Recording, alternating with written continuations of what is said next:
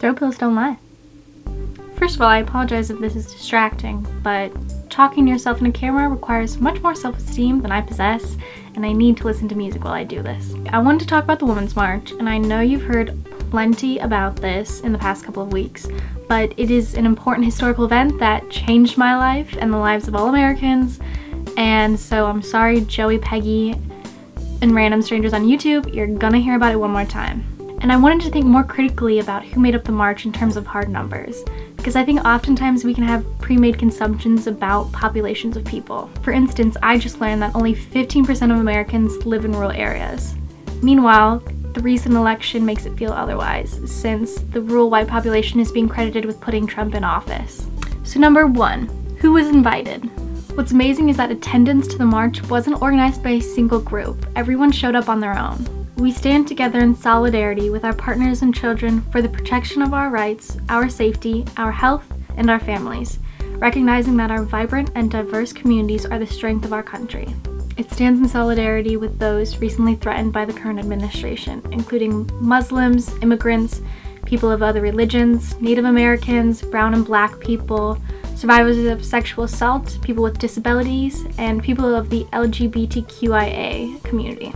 Some of the groups organizing and partnering with the march include the ACLU, Amnesty International, Emily's List, Muslim Women's Alliance, Planned Parenthood, United We Dream. In addition to those groups, every single other individual citizen was also invited to participate. The only people who weren't invited that initially were anti-abortion organizations, even though some of them did come anyways. Number 2, who showed up? There were over 500,000 people at the flagship march in Washington, D.C., supposedly 3 times as many people as the Trump inauguration the day before. Here in Ann Arbor, over 11,000 people marched. That's 10% of Ann Arborites. A total of 5 million people marched worldwide, spread across 7 continents, 81 countries, and 673 marches. Academics from the University of Connecticut and the University of Denver actually estimate that the numbers reached 900 demonstrations worldwide. Number 3, who was and who wasn't able to attend? While those turnout numbers are fantastic, there's a lot more that goes into whether someone is able to attend a march. If you went to Washington, that assumed that you were able to pay for childcare if you have children, plane or bus fare, lodging, like I said.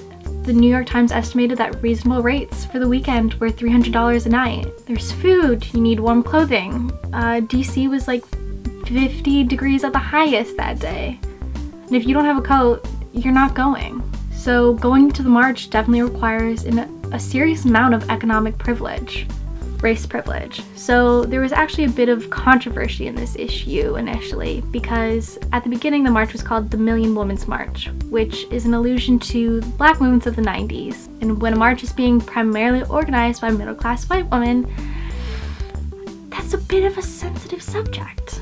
3 of the 4 co-chairs of the march are women of color, including Linda Sarsour, a Palestinian-American Muslim woman, Tamika Mallory, a black woman who advocates for civil rights issues, who worked closely with the Obama administration, and Cameron Perez, a civil rights advocate who's passionate about reform in the juvenile and criminal justice system.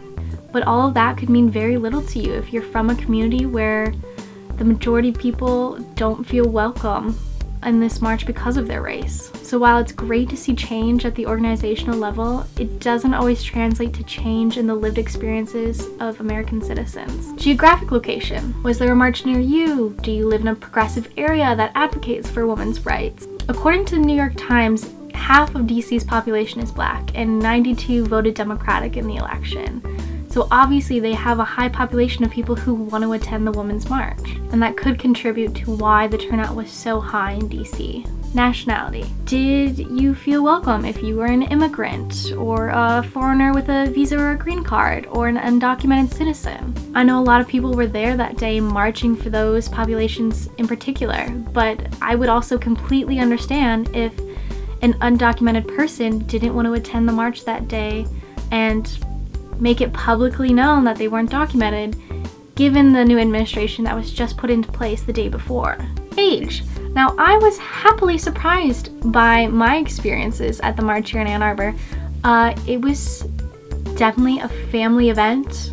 I saw people young and old, I saw retired people, I saw newborn babies. According to Forbes, some retirement communities had events for people who were unable to travel to the march. Old people protesting.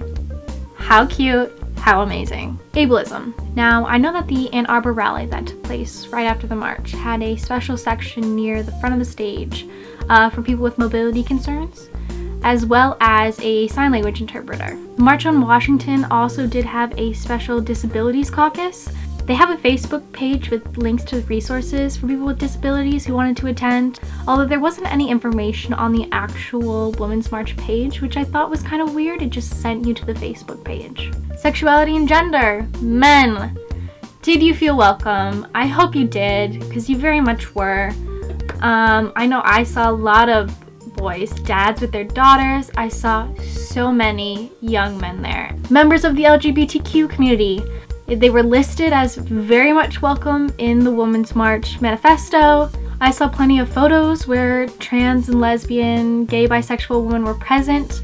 I didn't march with any that I know myself, so I can't recount their experiences. But again, I hope this would be a place that they feel welcome, but that might also not necessarily be the case. You know, white middle-class feminism hasn't always been welcome to those communities.